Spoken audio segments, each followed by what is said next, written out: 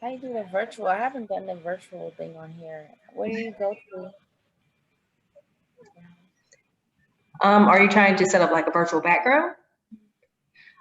So you will click on the video part and the little arrow beside the video. And then it will tell you to choose your virtual background. I feel so old. Like, what is going on with the internet? So, let's see. My background is very plain. So I'm like, I'm gonna liven it up a little bit. How much time do we have? 30 minutes. Okay, it didn't begin yet, right? Okay. Okay. I don't have one, so we're just gonna do no background right now. Get straight into it. So I'm ready when you are. Alrighty. Well, this is like my first go around doing like interviews and stuff, but I've always wanted to do like spiritual related interviews and talks with people that I've been following for the past couple months, couple years, whatever the timeline. And it's kind of like a little chat where we can just talk about our spiritual journeys up until this point and just how you wish to evolve either individually or maybe even contributing to the mass collective. So that's basically the talk. Exactly. Give me a second. I want headphones. One ear only. Hold on. So yes, I always wanted to share my journey with people, but I was too afraid to share the honest truth because that comes with discomfort of, perception changing, and what you no longer believe to be true is no, no longer. So yeah, I'm ready. Anything you have to ask me, I'm open. I won't hold back. Yeah. So I like to start from. I guess I like to do things from like a timeline perspective, from like childhood all the way up to the now. So could you give like a brief or, as lengthy as you want, a description of your religious, spiritual beliefs that you had or were taught to you when you were growing up?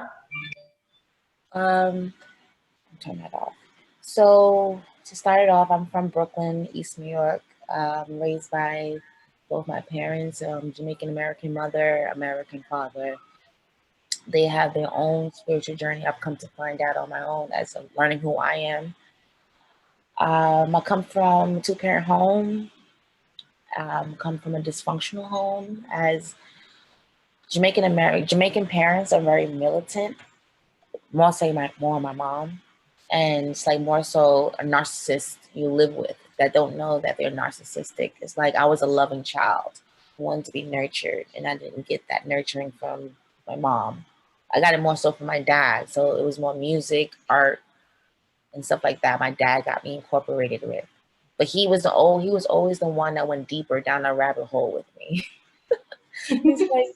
I was like, Dad, I had a dream. Where do we go when we die? And he like try to hush me to go to sleep because it's getting too deep and I'm too young to be asking these questions. Like, what is wrong with me? Probably he laughs it off, but he probably thinks my dad is also on his path too. But I realize it's a lineage thing versus awakening through trauma. Even as all of that, but I realize it's coming from childhood trauma. Like my mom, she didn't know how to deal with me because I didn't know how to adapt to the world around me. Everything was weird. I was weird. I was bullied as a child until I was 17 from childhood. So I've been abused until I was 22. So I went through a lot of psychological trauma, and I had to leave home. And love actually was my escape to get out my house, you know, and it was to North Carolina, to be honest. 20 years old, a person I dated when I was younger found me, and I just chased that the opportunity to get out of my home. At the same time, I do want to see what love can take me on this new adventure of life, you know, on my own, no parents, you know. I'm like, I'm gonna go chase love. You don't know what love is, and like, I was like, my parents looked at me like I was crazy, but they let me do it. They just let me leave cross like 17 hours on the bus, you know. So Would you say was that kind of like having like that space to do that? Would you say that was kind of like that opportunity or that breakthrough or a turning point for you? yes, it was. It was that it's now or never. It's now or never to, because you know when you live in a family that's very tight knit and very family oriented, but also we live with parents that didn't have the upbringing that you would desire, and they also desired. You know, it's like they failed. It seems like at, oh, my daughter didn't turn out like how I wanted her to be. Oh, she's not like me. And that's the case. We're not like our parents. Like it's an incubator. Our parents birth us out, and then we have to face our true mission. Is not what our parents want for us, you know. Yeah. It, they just want to make sure we're good and we can take care of ourselves. But that's all. They don't know if the child's going to even go on a spiritual journey or be traumatized. They just birth you out and just deal with you. And I don't like that for parenting. Yeah, I feel like the same way. And, it's kind of hard, to kind of confront that and combat that because, as you said, we're being birthed out. But however, in that sense, we are kind of an extension of who our parents are because we're kind of Yes. connected with that DNA bond and that blood like Yes. relation. So, when confronting like traumas and like doing that deep shadow work, the spiritual work, that can be really difficult and painful to deal with because if these two people, they unite and they give you life, and whether both were there, one was absent, or whatever the case may be, and you feel like, okay, this some things weren't right, some things made you feel uncomfortable growing up, and you want to confront that, but you don't want to come across as like you're being ungrateful or dismissive. You just Right. want to understand. You just want to try and get an understanding of it, and that's kind of like my issue with it. And I think it's like a generational thing, It is. Yes. where it's like that pride gets in the way of like just trying to understand, like the deep pain and the neglect. And the lack of understanding too. Like when you don't have nobody to talk to in those young years, like when if you go through trauma very young, you're awakening. You're awakened. Like you just can't go back. You know what I mean? So I didn't know that the trauma. I didn't really pay attention to my trauma until like this year and last year. You know, and I was like, wow, my mother was going through things, so she probably didn't want to tell me. My father's going through things. Everything is like charity starts at home, like you said. Like my father was the first person for me spiritually to see the things like magnified before his eyes, and he was just translating it to me. And at that time, I was just like very new to everything. I was having deja vu moments, but they really aren't deja vu. It was just flashes, and I didn't know what they were.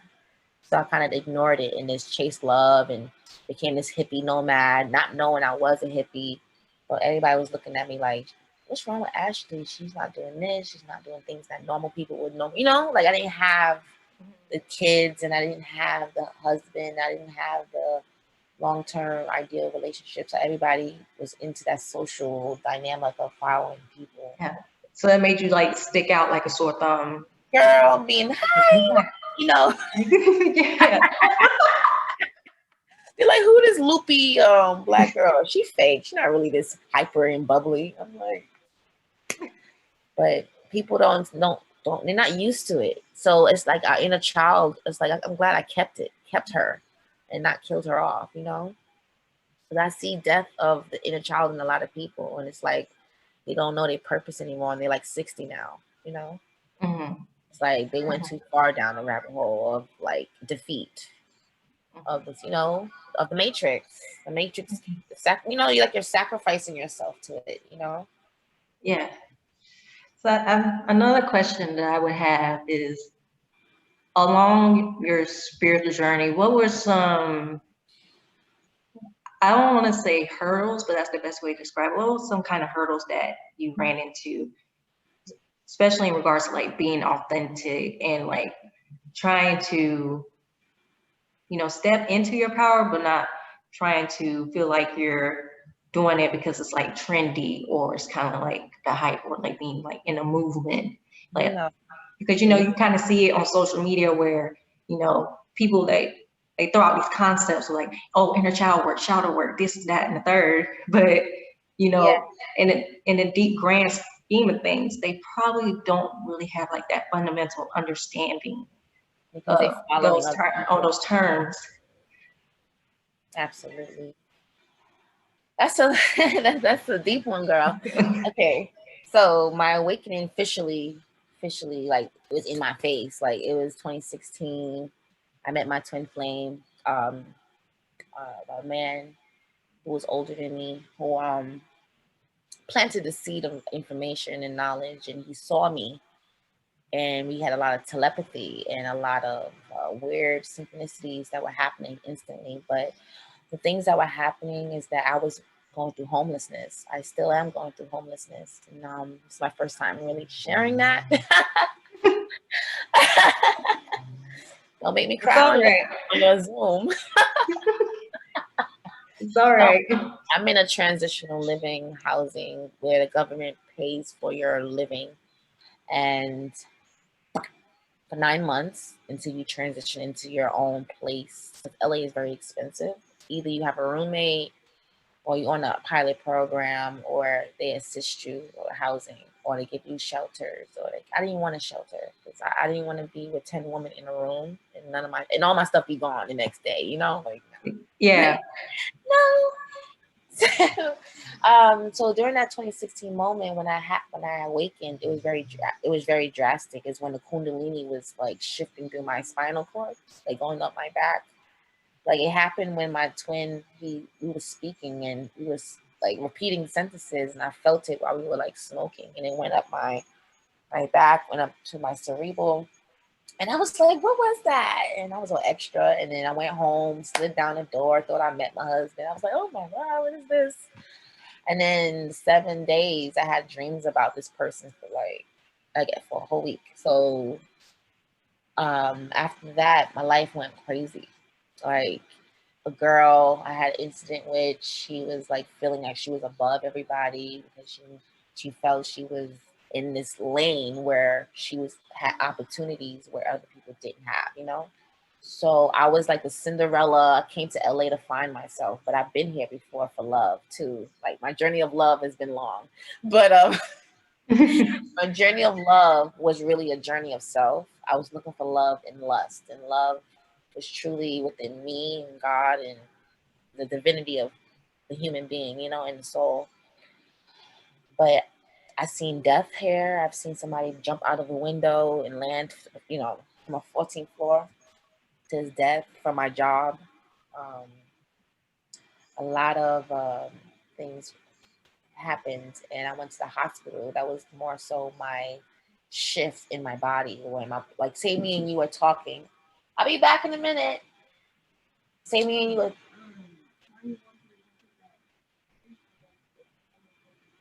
Okay, I'm in an interview right now, so she have to wait. Okay. Yeah. Sorry about that. Hey, fine. So, living in this household, you get interrupted a lot. So, I've had a fight in this house, and I haven't had a fight in 20 years. Mm-hmm. So for me to have a fight, since I had a fight, it changed everything. It was a big woman too. It was more like a David and Goliath kind of situation, Like she's like 300 pounds and I'm 5'3" and like 140. Like And she woke me up in the middle of the night because we were sharing a room. You know, it's just me and her. And she's like, "Oh, these bitches are stealing my stuff." And I was like, "What?" Like, no. Like, I don't need to steal what you thinking I'm stealing. I'm like, what? No, I don't steal. But she stole my things prior to. But she mushed me. And then after that, I just went like another person just, I don't know who this was. Like I felt my ancestors with me. So when you have these moments of shifts and you know that you're not alone, you're like, damn, was that me or somebody channeling through me? Like fighting your battles for you, you know, when you thinking that it could have went left, but it didn't.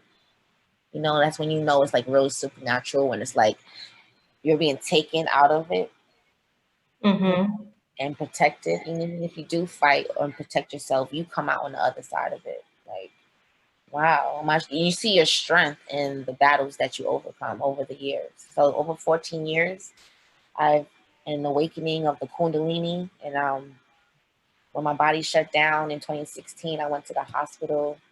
I had upper respiratory infection. I had swollen lymph nodes. That's what they said, that on the Kundalini journey that you do go to the hospital if you're not like living in your alignment and you're just living on ego. You will be shut down from the universe. Like you will be in accidents, God forbid. You will be in situations where you have to look at your life and change it. Like you'll be forced to change it. And I was forced to change it because my ways was not the ways of God. And my grandmother, she sees spirits, and I just started practicing Buddhism, but my Buddhism practice didn't come on my own. It was like my best friend. But actuality, you know how on Facebook or on social media you get tired of seeing your face? Well, I want to put like a flower or something, right? Like, I don't want to have this picture of myself.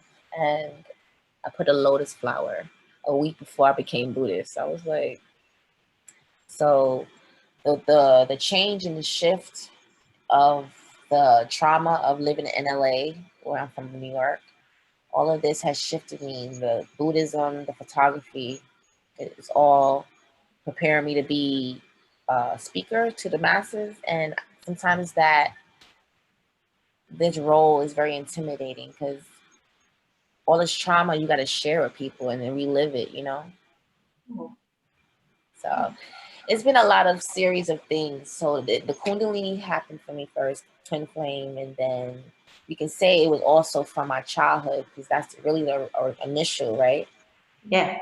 So it's the pain from the parents, the trauma, and then my grandmother's Jamaican maroon, so she's a seer, like a high priestess type person. And so she, prophet, you want to call it. She doesn't call herself that. I call her that because it's new to me. You know, I just found out last year. So it's like, where were you all my life when I needed answers? I have to go bump my head all these times in 14 years of like right here, I had like a bottle accident, all these like war stories. So it's like, girl, the journey is rough, but you have to keep going and keep fighting these people. Ground your energy. Absolutely.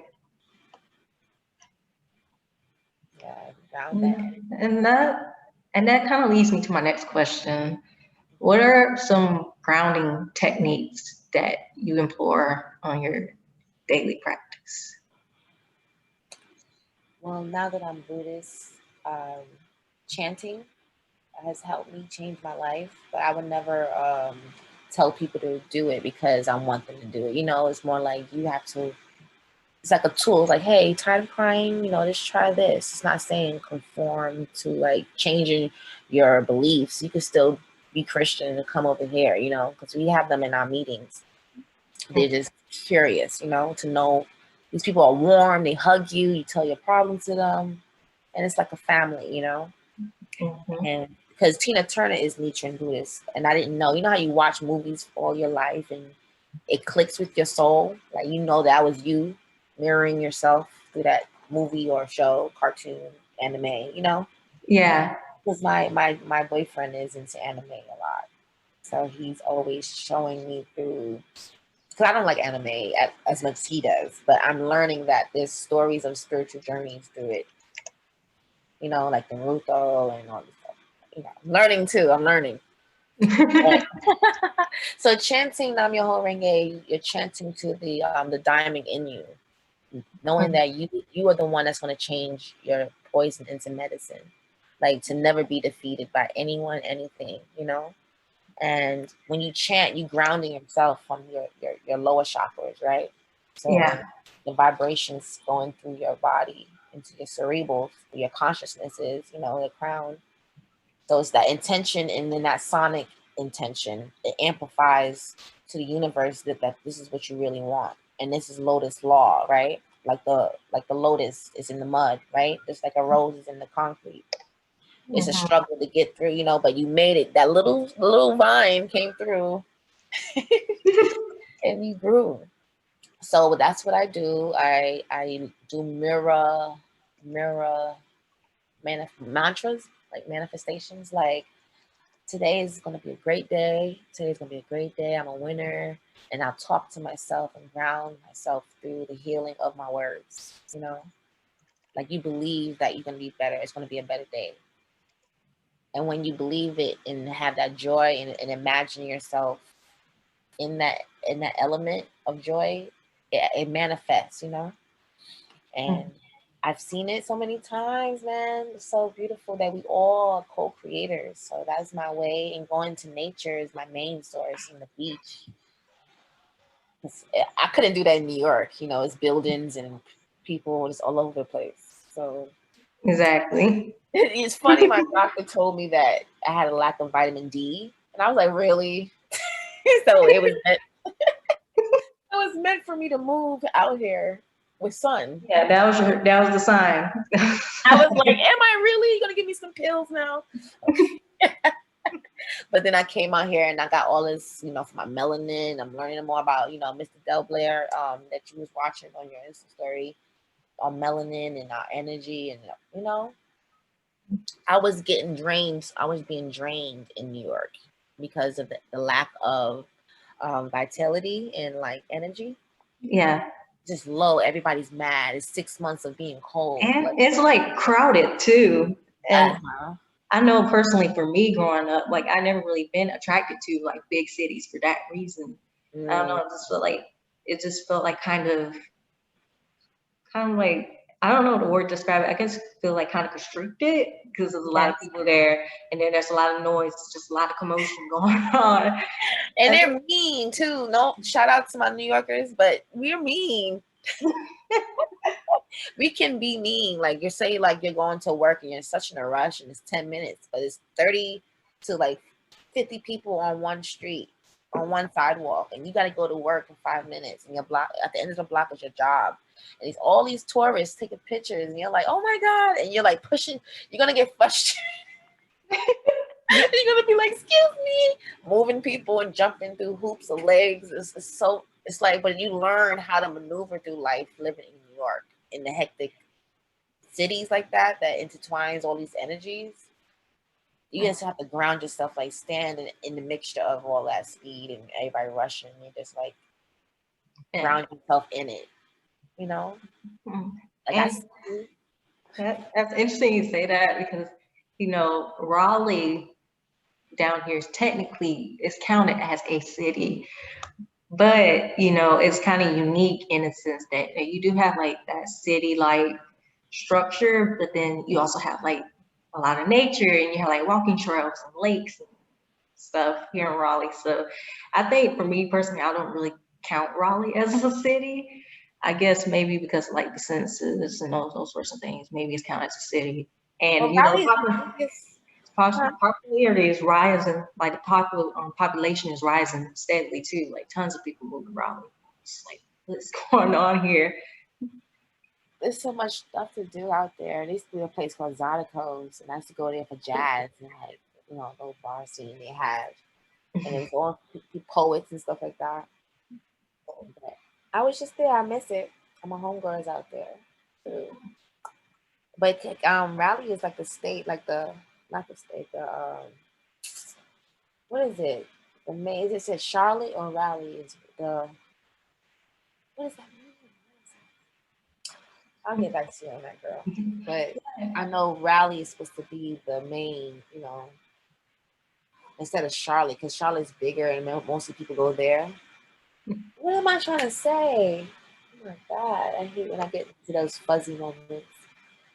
But Raleigh is the place to be if you want to like retire, have peace. I could hear my thoughts in Raleigh.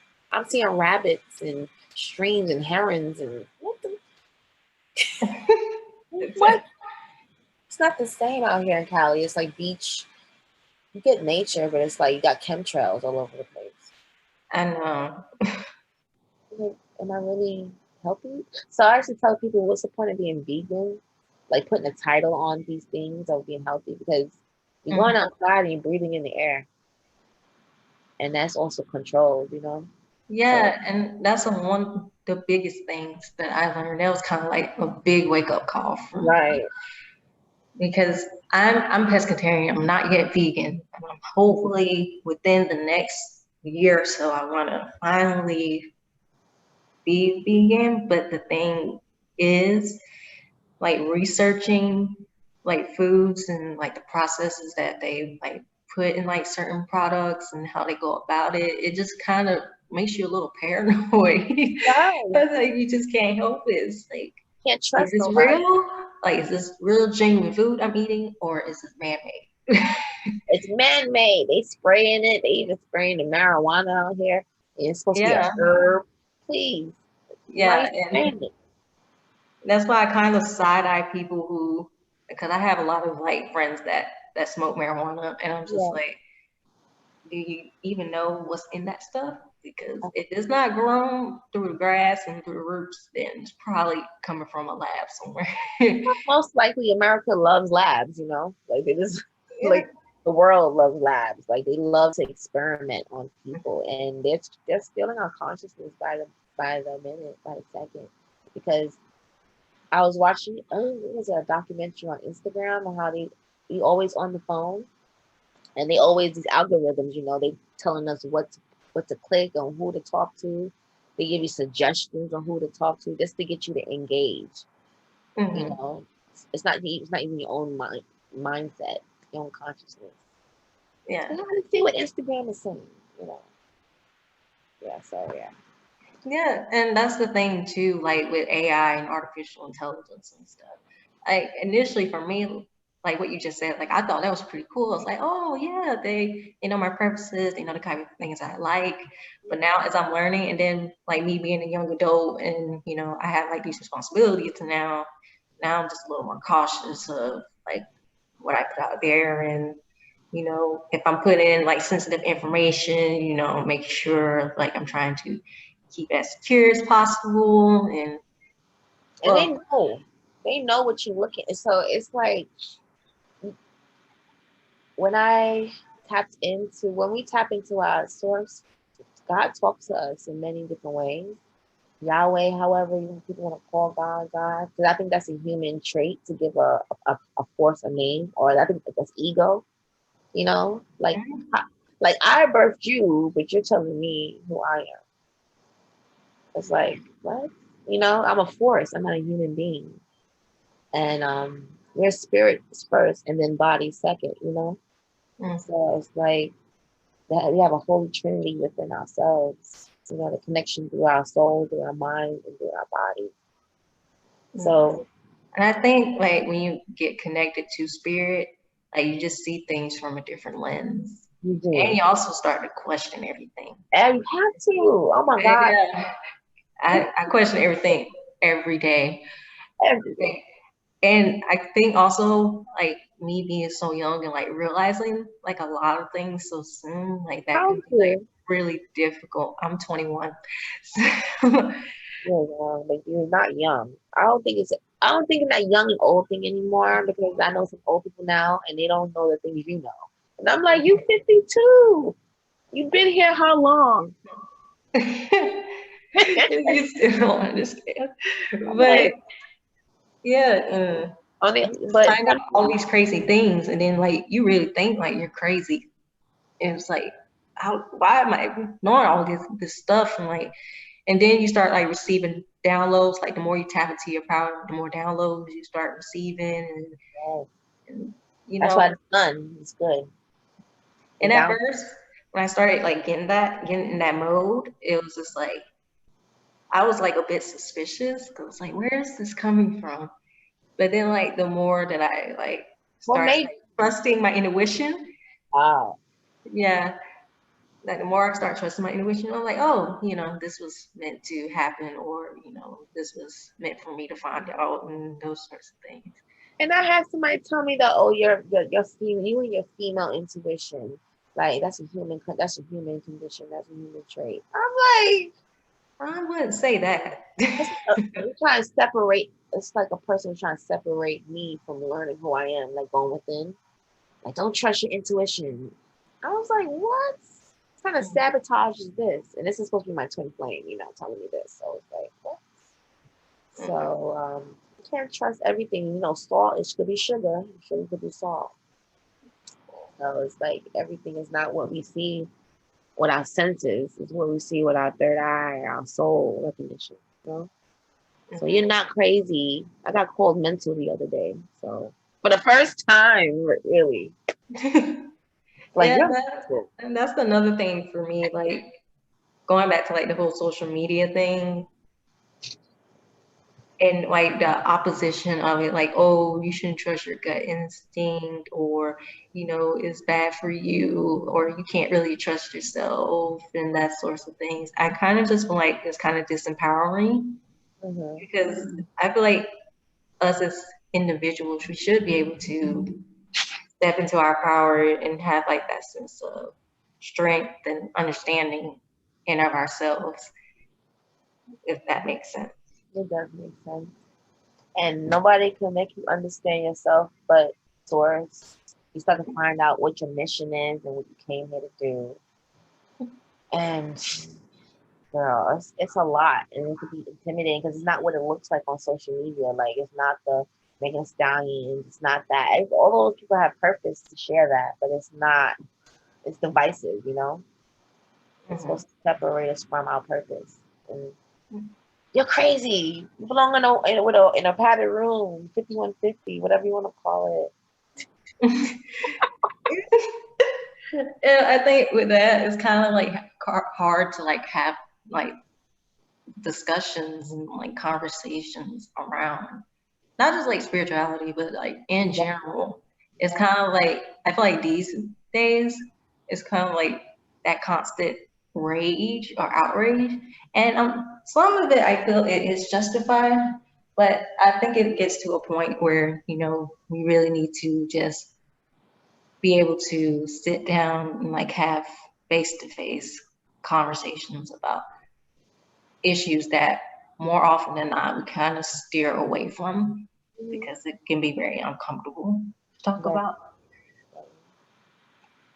Very like, and I'm living with 11 women in my house. I never like before I was living with a narcissist before here, and somebody who was just trying to help me, and it would happen to be a guy. I don't know. I have more nurturing men in my life. Not saying women aren't, because I've met a lot of nurturing women who helped me in my journey. But men that know your light, or anybody, they would try to dim it, make you think like let's say you tell me things about your journey, like I'm telling you, and they will use it against you. Just because you're not giving into what they want you to do for your life. You know, they're like, how about you do this? And you're like, no. And like, why not? You know, they want to beat you down to submission. That's the narcissism, the empath relationship, you know? They want to take advantage of you. And they know that you're nice and gullible and sweet, that you'll give in and forgive me every time. And I'll use that open gate to your soul to take advantage of you. So a whole year and a half, I had somebody tell me that I'm not an empath, I'm crazy, I'm delusional. And then when I came Buddhist and I actually chanted and something came forth, he saw it. So it's like I couldn't hide that. He's seen it in his face, you know. Versus people who just talk about it, your life will show it, you know. Like your light will like gleam from your soul, showing your cheeks and showing your face, like. you ain't got to tell people your journey as much, but you do have to share it with them because right now I was talking to before you, I was talking to Ralph Smart and I was just sharing a message, not to ask a question too much. Because you know he has a platform and you want to share the love, you know, through the internet, right? Mm-hmm. Everybody's like, "Oh my God, we need to talk." Everybody's wanting to talk about the topics that you bring up. So this what you're doing is what he's doing, you know, and I admire you for that. Like, the youth are happy that you're doing this. They are. They don't know nobody. Like the older people are like lost. Really, we're the chosen. The youth are the chosen ones. Not to say sorry, old heads, but the youth are the ones who want to be here to pass the torch. You know, older ones are kind of transitioning, aligning with purpose and destiny now. You know, and even the youth are in aligning with destiny early, like you awakening that. When did you awaken? 17? I was like, I think it was like 16 years old. Wow, the adolescent age. Mm. So how was it?